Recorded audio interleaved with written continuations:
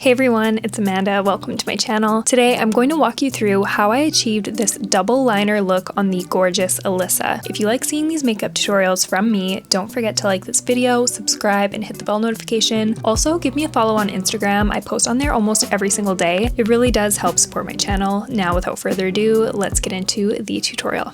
So starting with a moisturizer, I'm applying the Embroillis Lait Cream Concentrate. This is one of my staples in my kit. I just think it's really good for almost all skin types, maybe not super oily skin, but Alyssa has combo skin, so I just applied a nice even layer to prep her skin for makeup. Next, I'm applying the Bare Minerals Long Life Eye Herb Treatment to Alyssa's eyes. I'm applying this underneath her eyes and on her eyelids as well. This is another really important step in my opinion, just to prep the skin for makeup. This is going to prevent the makeup we apply later, like foundation and concealer, from sticking to any dry patches she might have. Next, I'm going in with my favorite lip balm. You guys know this is the Laneige Lip Sleeping Mask. I just like to apply a really thick layer on my model's lips to let that sink in while I'm applying the rest of the makeup. Obviously, this is going to help the lips just soften up and even plump up a little bit. Moving on to primer, I'm applying the Milk Makeup Pore Eclipse Makeup Primer. This is a really great primer for blurring and mattifying. As you can see, this is just making Alyssa's skin look nice and matte and almost like there's a filter on. It just really does give a blurring effect, and I'm really liking this primer for under makeup. Since Alyssa has combination skin, I'm really focusing this in the centers of her face where she tends to get the most oily. Moving on to foundation, I'm using the Charlotte Tilbury Beautiful Skin Foundation. I've been really loving this foundation. This is a bit of a mix, in my opinion, between a tinted moisturizer and a foundation. I'm just pressing this foundation into the skin using stippling motions instead of dragging motions, and just applying a nice thin layer. So to achieve that coverage we want, I'm going in with the Hourglass Vanish Concealer, and I'm applying it really strategically all over her face. Starting off, I'm applying it under the eyes, and then I'm going in with a damp beauty sponge to just kind of absorb any excess of that concealer. This prevents the under eye concealer from being too heavy. This also prevents excess concealer from building up in those fine lines later on. After that, I'm just strategically placing small amounts of this concealer all around Alyssa's face, only where I feel like we need a little extra coverage. She has really great skin, so I really didn't have to use a whole lot. I also love this brush from Hourglass. I will link it in the description down below. To prime the eyes, I'm using the NARS Smudge Proof Eyeshadow Base in the medium shade. I really love this primer because it applies a really light wash of coverage to the lids. It kind of covers up any veins or discolorations, but it also helps the eyeshadow stay longer and apply a bit more vibrant.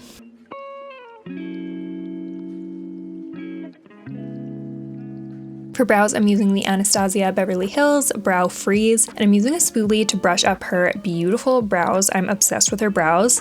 This worked really well to hold her brows in place. I'm kind of going for a fluffy look, but not too fluffy, so as you can see, I'm kind of just brushing down those hairs that are sticking up too far a little bit just to tame them.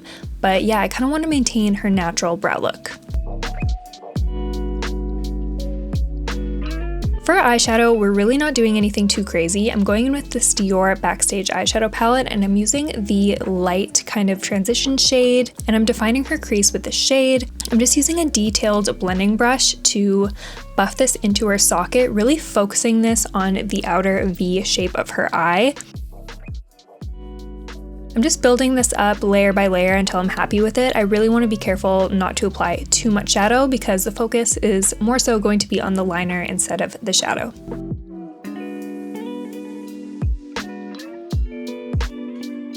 So next up, I'm using the Charlotte Tilbury Super Nudes Duo Liner, and I'm pretty much going to use this liner to do the entire double liner look, which is awesome. I really only needed this one product. I'm beginning to map out my eyeliner, so I sharpen this pencil and I'm just kind of mapping out the wing. I'm just getting her to look down and straight ahead so I can really pinpoint where I want that liner to go. Essentially, I'm extending the line that goes from her bottom lid and just extending it upwards. I just find that's the most flattering way to create eyeliner on most eye shapes. Once I've got my liner mapped out, I do take a small angled brush and I just kind of blend that liner out a little bit. I'm not making it too smoky, but I'm kind of just diffusing the edges ever so slightly and kind of sharpening up that outer wing. I find this method works really well. It also helps to just blend that liner into the lash line and kind of drag that product into places you may not have been able to reach using the kohl pencil itself. So now I'm switching to the lighter side of that pencil and I'm just taking it right under that wing we applied. This is going to give us a bit of like negative space and contrast. So I'm following that wing and just dragging it out towards her temples. And I'm trying to avoid applying it directly on top of that liner. I'm keeping it nice and clean right underneath that wing. If you do get a little bit of that lighter color on the dark liner, no problem, just switch it around to the dark side and you can clean up your mistake. So now for the double liner aspect, I'm taking that dark side. I'm making a line underneath that light line we added, again following that same general shape, dragging it up from the bottom lash line and just kind of alternating between applying it with a pencil and blending it out with that small angled brush. Essentially, when I want to lay down product, I'm using that pencil to build that color, and then I'm switching to my brush to kind of blend that color out and more strategically apply it in a way that I couldn't using the physical pencil itself, if that makes sense. This does take some time and some practice. Have some Q-tips maybe off to the side with a little bit of makeup remover just in case you need to clean up any accidents. But yeah, be patient with yourself. This eye look is really detail focused, and most of the time I spent doing her makeup, I spent on the eyes. The eyes definitely took me the longest of this whole look, but in my mind, it was worth it. I love this look. To make the eyes pop even more and to make them look larger, I'm running that same light peachy nude color in her waterline and kind of connecting it to that outer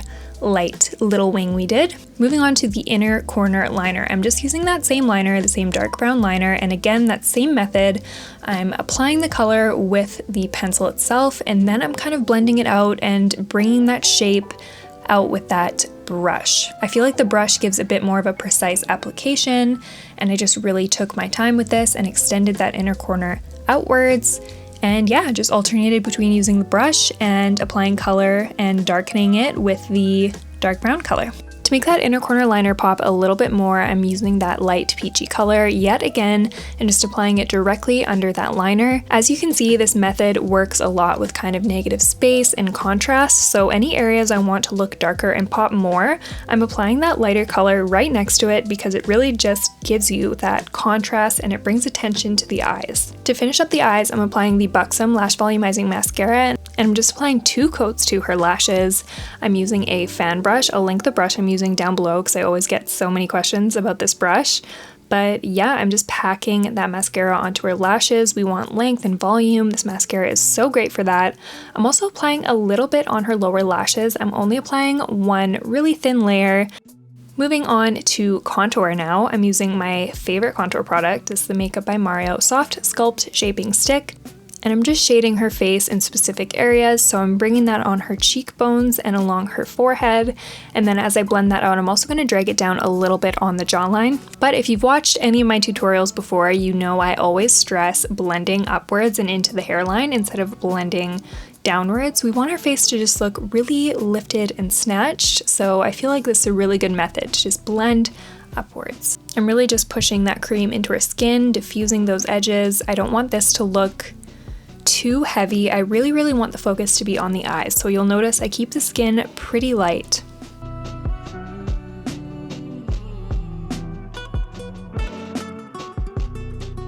For blush, I'm using the M Cosmetics So Soft Cream Blush in the shade Pearl Tea. This is a really good neutral blush. This kind of almost looks like it melts in with the bronzer. It's just a really kind of light nudie peach color. I just bounced this on the apples of her cheeks, a little bit on the bridge of her nose, and I just thought this was perfect because it didn't distract from the eyes at all. To set under the eyes, I'm using the Laura Mercier Secret Brightening Powder, and first, before I do that, I'm just patting out any concealer that may have settled under her eyes before pressing that concealer in with a powder puff. This is one of my makeup secrets. Honestly, I find that concealer creases way less when I do this, just patting out any lines before you set them in. To set the rest of her face, I'm using the Laura Mercier Ultra Blur Powder. and I'm just pressing that into any areas with a powder puff. I'm mainly focusing this powder around the mouth and a little bit on the forehead. Any areas where I see a little bit of excess shine, I'm just gonna put that powder there.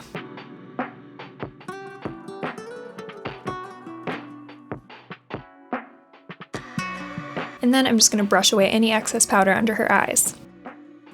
So moving on to lips, I'm going to be lining Alyssa's lips with the Rare Beauty Kind Words lip liner. This one is in the shade Wise, and what I'm doing is just outlining her entire lip. I am focusing a little bit more on her Cupid's bow. I'm overlining here a little bit just to give her lips more of a pouty kind of look.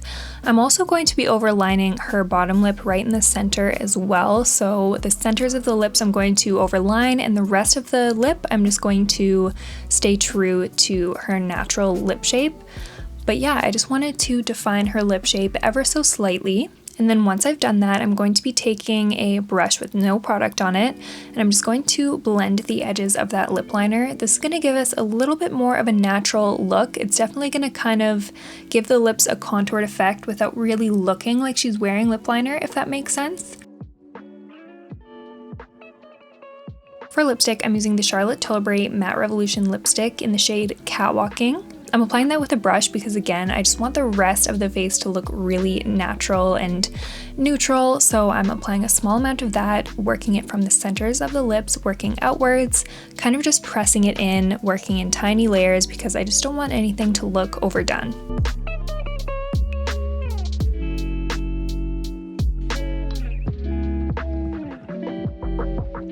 And that's it for the look today, you guys. I really hope you enjoyed it. If you did, don't forget to give this video a thumbs up, subscribe to my channel, and hit the bell notification. It means so much to me. Thank you so much for watching, and I'll see you next time.